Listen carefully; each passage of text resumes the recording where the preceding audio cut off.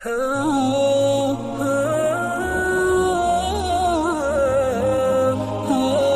جابر رضی اللہ تعالی عنہ فرماتے ہیں کہ رسول اللہ صلی اللہ علیہ وسلم ہم کو استخارہ اس طرح سکھاتے تھے جیسے قرآن شریف کی صورت سکھاتے تھے، اور یوں ارشاد فرمایا کرتے تھے کہ تمہیں کوئی کام درپیش ہو تو 2 رکعت نفل نماز پڑھ کر یہ مسنون دعا پڑھیں۔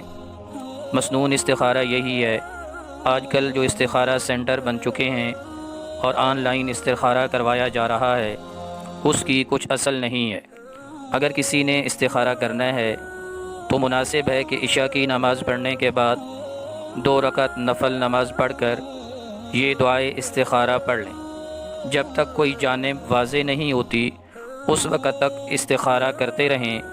بعض اوقات خواب کے اندر اللہ تعالیٰ کسی ایک جانب کو واضح کر دیتے ہیں کہ یہ کام کرنا ہے یا نہیں، اور بعض اوقات خواب میں تو کچھ نہیں دکھائی دیتا، لیکن جس چیز کے لیے استخارہ کیا جا رہا ہوتا ہے اللہ تعالیٰ اس کی جانب راجح کو اس کے دل میں ڈال دیتے ہیں کہ یہ کام کرنا ہے یا کہ نہیں۔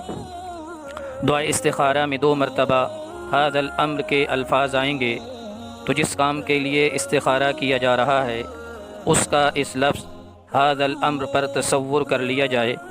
اللہ تعالیٰ آپ کے لیے خیر کے فیصلے فرمائے، آمین۔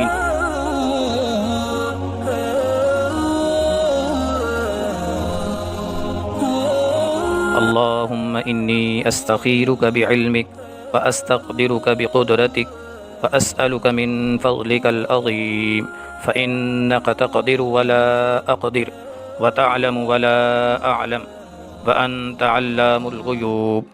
اللهم إن كنت تعلم أن هذا الأمر خير لي في ديني ومعاشي وعاقبة أمري فاقدره لي ويسره لي ثم بارك لي فيه، وإن كنت تعلم أن هذا الأمر شر لي في ديني ومعاشي وعاقبة أمري فاصرفه عني واصرفني عنه واقدر لي الخير حيث كان ثم أرضني به۔